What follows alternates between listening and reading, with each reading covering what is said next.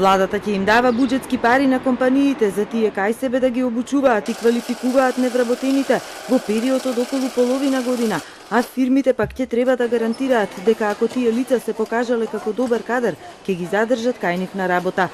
Владата и бизнисот денеска на заедничка маса кроеа итни мерки кои ќе се применуваат од идната година, а треба да решат два акутни проблеми: од една страна големиот недостиг од соодветен кадар, што во последниот период се повеќе го мачи стопанството, а од друга се уште високата невработеност во земјава од над 21%. Ќе помагаат и општините да дадат ажурирани списоци со луѓето што активно бараат работа, но и со испразнети работни места на фирмите на кои итно им требаат работници.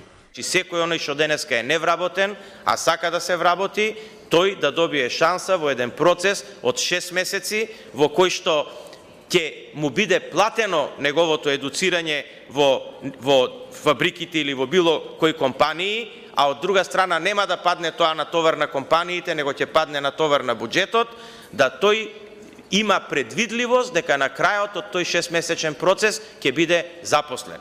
Шанса за сите, така се нарекува новата мерка за преквалификација на невработените во согласност со потребите на стопанството. Овој настане само почеток на креирањето на оперативниот план и сите мерки за вработување во 2019 година. И токму затоа очекувам да на крајот излеземе со мерки кои што ќе бидат дизајнирани согласно потребите на бизнис секторот. Бизнисот бара итно решение на проблемите, мерките да бидат што побргу.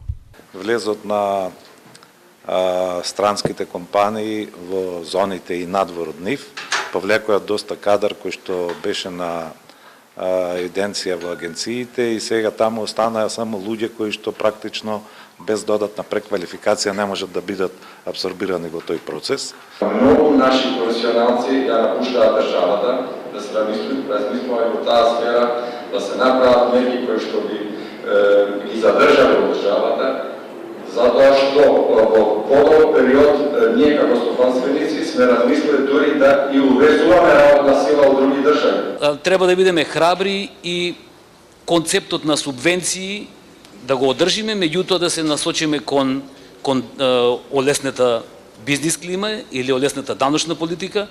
УНДП ќе помага, на располагање за обуки има и европски пари.